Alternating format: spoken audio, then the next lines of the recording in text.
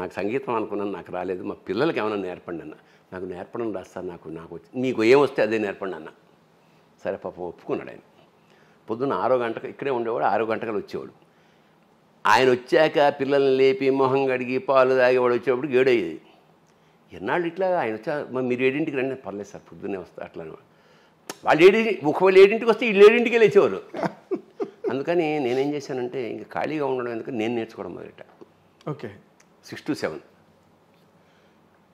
వాళ్ళకి రాలేదు, కానీ నాకు సంగీతం వచ్చింది. ఇది నేను ఇక్కడ కూర్చుని 6 గంటలకు మొదలెడితే ఒకవేళ షూటింగ్ లేదనుకో, టిఫిన్ చేసి మళ్ళీ లంచ్ మధ్యమావతి రాగానే 7 గంటలు ప్రాక్టీస్ చేశాను నేను. అబ్బా, మీ ఆటగది రహస్య మధ్యమావతి దానికోసమే.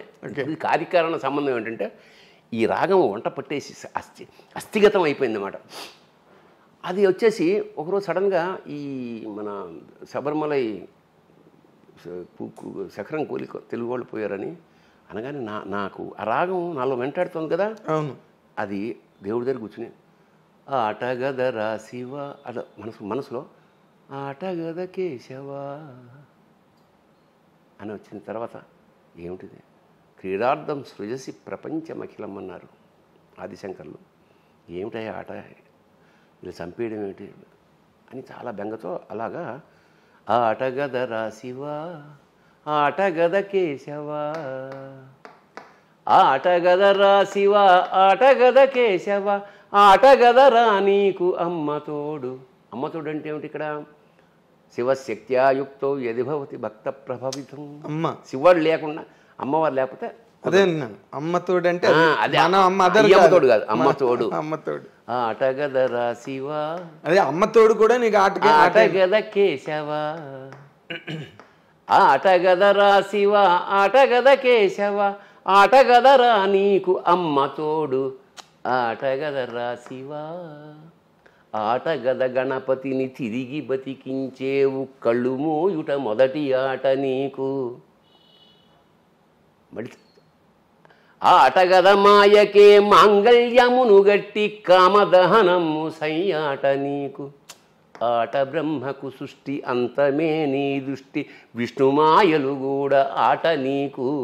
ఆట చదువుల తల్లి ఆట బంగారు వల్లి ఆట చదువుల తల్లి ఆట బంగారు వల్లి ఆటగద శ్రీచక్ర సంచారిణి ఆటగదరా శివా ఆటగద కేశవా.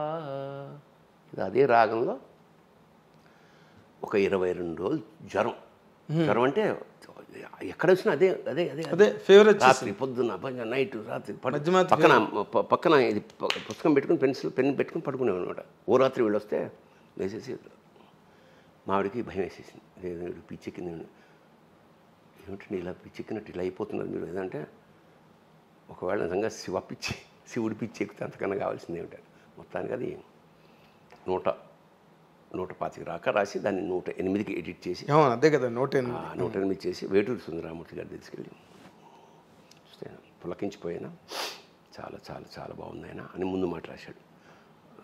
మాడుగుల నాగం శర్మ సంస్కృతంలో దానికి ముందు మాట రాశాడు. జొన్నవిత్తుల రామలింగేశ్వరరావు రాశాడు. అన్నయ్య సీతారామ శాస్త్రి ఒక పాట రాశాడు ముందు మాటగా ఒక పాటే రాశాడు. నాకు బాపు గారికి వినిపించా, పరమాద్భుతమైన బొమ్మేసి పంపాడు. అది అసలు నేను బాపు గారు ఎప్పుడు బొమ్మ వేసినా అలా అలా చాలా 1-2 గంటలు అంత చూస్తూ 1 గంట తర్వాత మళ్ళీ ఫోన్ చేసి, సార్ మీరు ఆ కాలు ఇలా అన్నప్పుడు ఆ మువ్వలు ఆ గాలిలో తేలడం చాలా బాగున్నాయంటే, అవునా గమనించారా మీరు, బాగుంది అని. 1 నెల తర్వాత నేను ఫస్ట్ వేసిన బొమ్మలో ఇలా తంతున్న బాలు కొంచెం దూరం అయిపోయిందండి భూమి. అంటే భూమిని బాల్తో ఆటగదరా శివ అనడానికి ఇలా గమ్మత్తింటే ఆటగదరా శివ ఆటగద కేశవ కాబట్టి శివుడికి పింఛం పెట్టాడు ఆయన. అవును, ఎస్ ఐ రిమెంబర్. పింఛం పెట్టి ఆ కాలుతో ఇలా తన్నినప్పుడు ఆ భూగోళం ఫుట్బాల్లో ఉండే భూగోళం కొంచెం దగ్గరేసి రెండో బొమ్మ పంపాడు నాకు. 1 బొమ్మ వేయడమే గగనం, అలాంటి రెండో బొమ్మ కూడా వేసి నాకు. సో అక్కడి నుంచి మా వీణాపాణి అదే ఆల్రెడీ ట్యూన్ చేశాడు కదా, దీన్ని చూస్ చేసి లాస్ట్ క్లైమాక్స్ మాత్రం ఆటగదనాలోని ఆత్మలింగేశ్వర నిత్య రుధిరాభిషేకము నీకు ఆటగదనాలోని ఆత్మలింగేశ్వర నేత్రములే నేతి దీపములు నీకు. ఆటగదనాలోని ఆత్మలింగేశ్వర ఊపిరుల అగరు ధూపములు నీకు. ఆటగదనాలోని ఆత్మలింగేశ్వర 6 చక్రాలే పుష్పాలు నీకు. ఆటగదనాలోని ఆత్మలింగేశ్వర కుండలిని యజ్ఞోపవీత మీకు. ఆటగదనాలోని ఆత్మలింగేశ్వర నాసిరమే నారికేళమ్ము నీకు. ఆటగదరా శివ. రేవతి రాగం. రేవతిది రేవతి.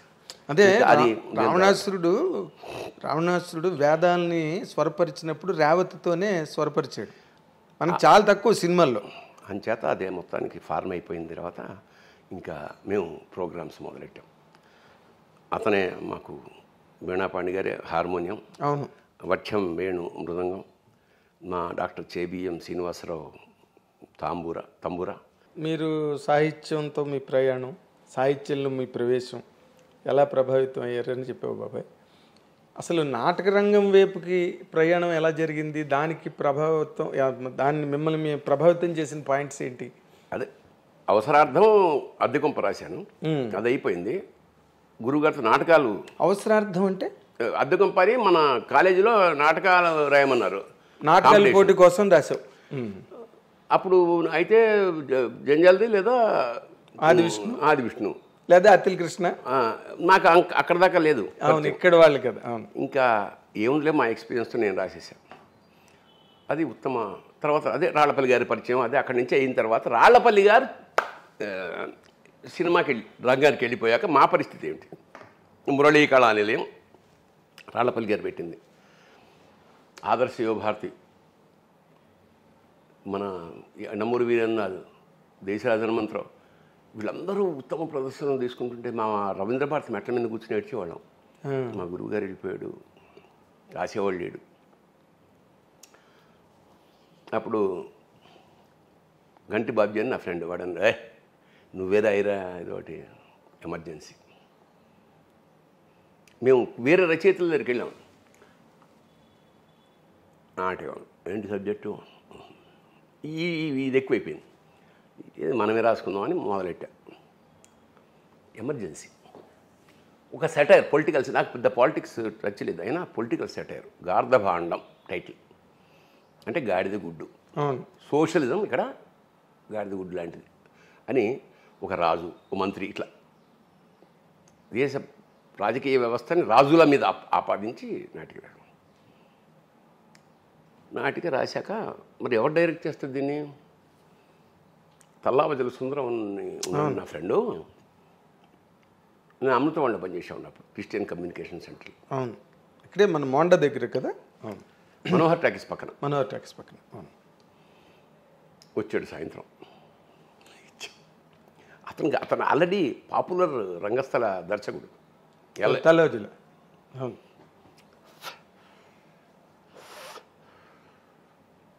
నాటిక ఇది. అవునా?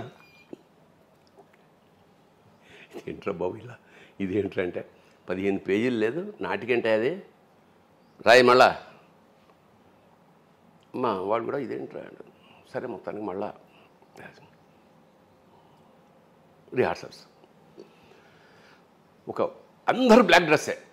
అంటే దాని అన్ని ఇప్పుడు జనరల్గా కలర్స్ ఎలా ఉంటాయి? విలన్కి నలుపు, హీరోకి తెలుపు, విప్లవుడికి ఎరుపు, ఏమేం లేవు. అందరికీ నల్ల డ్రెస్సే డిజైన్ చేసాం. ఎందుకంటే సువర్ణాక్షర లిఖిత గత చరిత్రకి భావి ఉషస్సుకి మధ్య వర్తమానపు అంధకారమే గార్ధభాండం. అంధకారం కదా. నల్లటి సూర్యుడు ఆ దేశంలో అన్నీ నల్లగానే ఉంటాయి. అది నాటకం ఫస్ట్ ప్రదర్శన. నేను అమచ్యుడు, విలన్. ఖమ్మంబాడి సుబ్రహ్మణ్యం రాజు, సుందరం మేధావి. మేకప్ జరుగుతోంది. దేశరాజన్ మంత్రం మంచి డైరెక్టర్ గారు, మంచి మేకప్ మ్యాన్ కూడా ఆయన. ఓకే. సో మేకప్ వేస్తున్నాడు. మా నాటకం మొదలైంది. అసలు ఓపెనింగ్ షాటే అక్కడ కింద అందరూ కూర్చున్నాగా సెటిల్ అవ్వగానే కర్టెన్ ఇలా ఓపెన్ అవుతుంది కదా. ఆల్రెడీ అక్కడ జెండా మంది మయమే, ఏముండవు అక్కడ కూర్చొని జనగణమన అంటే ఆడియన్స్ అందరూ లేచి, సగం మంది లేచి కింద. అసలు అర్థం కాలే వాళ్ళకి. జనగణమనకి లేవాలి, ఇది నాటకంలో జనగణమన దానికైనా ఫంక్షన్ జనంగా ఏం అర్థం కాదు. ఆడియన్స్ ఇలా లేచి కింద కూర్చొని చేసి మొత్తానికి గొల్లుమని నవ్వుకుని ఆపా జెండా అని. ఎవడరాను, నీది ఒక జాతి, నీకు ఒక జాతీయ జెండా అంటాడు రెండోవాడు. మరి ఈ కన్ఫ్యూషన్ అక్కడి నుంచి అందుకుంది నాటకం. మొత్తం గవర్నమెంట్ మీద సెట్ అయ్యారు. పరిగెత్తుకొచ్చాడు ఎవడో, పరిగెత్తుకొచ్చి దేశరాజన్ మంత్రాలు, సార్ ఏంటి సార్ వాళ్ళ నాటకం, అది ఎమర్జెన్సీ పీరియడ్, వాళ్ళేమో పొలిటికల్ సెటైర్ వేసేస్తున్నారు, వీళ్ళని జైల్లో పెట్టేస్తారు సార్ అన్నాడు. నేను వెనకాల ఉన్నా వింటున్నా. అవునా, మనిషి ఎన్నిసార్లు వస్తాడరా, నాటకం ద్వారా కనుక వీళ్ళని జైల్లో పెడితే అంతకన్నా అదృష్టం ఉంది ఏం వల్ల అన్నాడు. అసలు మామూలు పేలిపోయిందంత నాటకం, దద్దరిల్లిపోయింది. ఉత్తమ విలన్ నాకు ఆ రోజు నైట్ ఎక్కడో పార్టీ. ఇక ఆ ఊపుతోటి దాదాపు ఒక ఏడాది పాటు ఎక్కడికెడితే అక్కడ వీరంగం అనమాట. ఉత్తమ ప్రదర్శన, గార్ధభాండం పిచ్చెక్కిపోయింది. గార్ధభాండం హిట్ అయింది. నేను ముగింపు లేని కదా నాటకాన్ని సినిమాగా రాద్దామని, కానీ నిరుద్యోగం నాకు బీకామ్ చదివాక. నేను చెన్నై వెళ్ళా గురువుగారి ఇంటికి. ఇక నేను ఆయన ఇంట్లో కొడుకులాగే అక్కడే కూర్చునేవాడిని. ఆయన తాగేవాడు కాదు, కానీ నాకు 555 సిగరెట్లు తెచ్చేవాడు అప్పట్లో. నాకంతా సరే మొత్తానికి వెళ్ళాను అక్కడికి వెళ్ళి ముగింపు లేని కదా స్క్రిప్ట్ రాసుకుంటాను. ఈలోగా బరంపురంలో నాటక ప్రదర్శనకి పోటీకి కట్టాం. మరి నేను చెన్నైలో ఉన్నా కదా, నేను మా సుందరం వాళ్ళ టీంకి ఏం చెప్పంటే, సరే మీరు ఇక్కడి నుంచి విజయవాడ వచ్చేయండి, నేను అక్కడ చెన్నై నుంచి ఇక్కడికి వస్తాను, అందరం కలిసి బరంపురం వెళ్దాం. సరే అన్న కట్ చేస్తే నేను బయలుదేరి విజయవాడ వచ్చాను. అసలు ఏమి అప్పట్లో ఈ ఫోన్లకి లేవు కదా, ఆ ట్రైన్లో వెతుక్కోవడమే వెళ్ళి వచ్చారా లేదా అని. మాకు మాడుగుల కృష్ణమోహన్ అని మా శిష్యుడు అనమాట, వాడు రైల్వేలో పనిచేసేవాడు. ఏరా మన వాళ్ళు ఎవరన్నా కలిసారా అంటే, ఎవరు రాలేదన్నా. అవునా, ఇదేంటని మళ్ళీ హైదరాబాద్ వచ్చాను. వస్తే మా వాళ్ళు జ్వరం వచ్చి పడుకున్నాడు. సుందరం, ఏంటి సుందరం, మనం పరిషత్ అక్కడికి కడుతుంటే ఒక్కటి రాలేదు, వాళ్ళకి చెప్పలేదు, మనం వాళ్ళు ఏమనుకుంటారంటే, ఏం చేయమంటావా, ఒక్క రిహార్సల్స్ రావట్లేదే అమ్మా. నాకు అక్కడ ఆల్రెడీ బరంపురం రాలేదు, ఇన్ఫామ్ లేదు. వాళ్ళు ఏమిటంటే ఇంత దొంగ వెధవలు వీళ్ళు, ఆదర్శ భారతి వీళ్ళందరూ కలిసి, వాడు ఒకసారి వెళ్ళినప్పుడు వీళ్ళకి కొట్టేస్తాడు, ఇట్లా ఏదో బ్యాడ్ ప్రాపగండా. నాకు అసలు కాలిపోయిందన్నమాట, ఇంత కమిటెడ్గా మనం చేస్తుంటే ఇదా అని. సరే మళ్ళీ చెన్నై వెళ్ళిపోయాయి వెంటనే 2-3 రోజులు.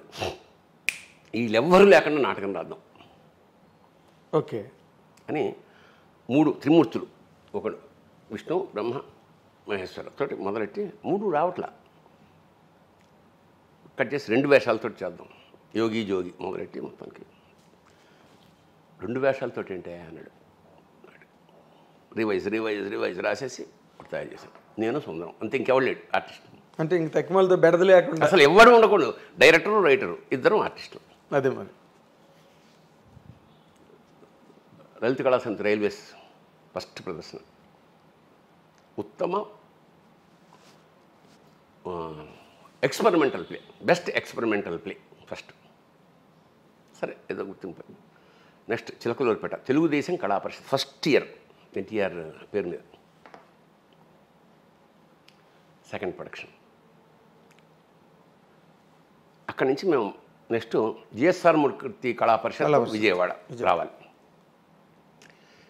నేను ఆలోచిస్తున్నా, ఏమిటిది ఇట్లాగా ఫస్ట్ టైం ఇది వచ్చింది, 2 సెకండ్ వచ్చింది, ఫస్ట్ రావాలంటే ఏం చేయాలి. అందులో సెంటర్లో వైట్ స్క్రీన్ ఉంటుంది, వెనకాల ఇటు కాషాయం స్క్రీన్ ఉంటుంది, ఇటు గ్రీన్ స్క్రీన్ ఉంటుంది.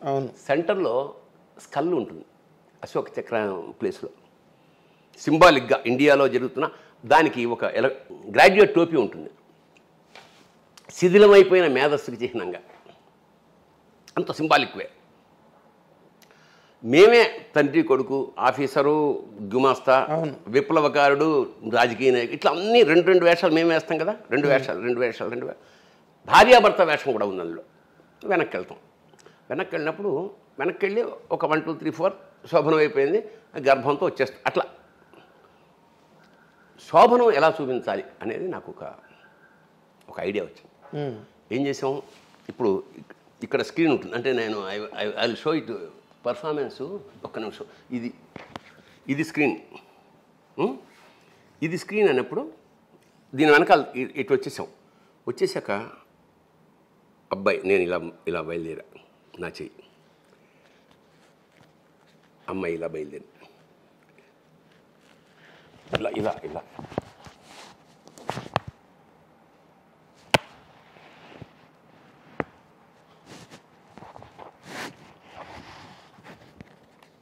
రెండు చేతులతోటి శృంగారం డిజైన్ చేసి